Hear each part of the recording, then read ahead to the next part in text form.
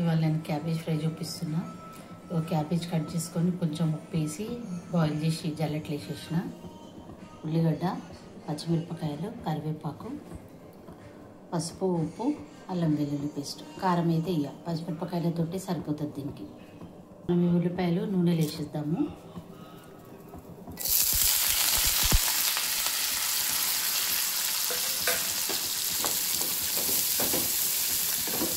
చాలా సింపుల్ కానీ చాలా టేస్ట్ ఉంటుంది. ఎర్రకారం అస్సలు అవసరం పడదు.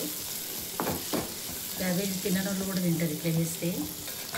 ఎర్రకారం అస్సలు అవసరం పడదు. దీన్ని ఉల్లిగడ్డ మంచిగా వేగిన తర్వాత ఉప్పు, పసుపు, అల్లం వెల్లిగడ్డ పేస్ట్ వేసి క్యాబేజ్ వేసి ఫ్రై చేసిద్దాం.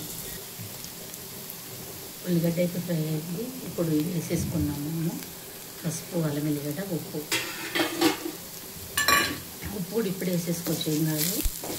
ఎందుకంటే నెక్స్ట్ మనం క్యాబేజ్ వేసి ఫ్రై చేయడమే కాబట్టి ఏం పడకూడదు. ఇప్పుడు క్యాబేజ్ వేసేస్తున్నాం.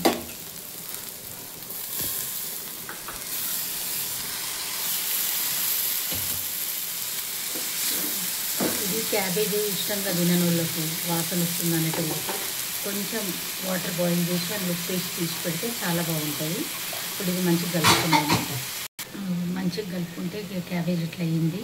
ఇప్పుడు మనం దీన్ని సిమ్ మీద మూత పెట్టి పెడదాము. ఎందుకంటే క్యాబేజ్లో ఏమైనా వాటర్ ఉంటే అదంతా మొత్తం గుంజుకుంటుంది.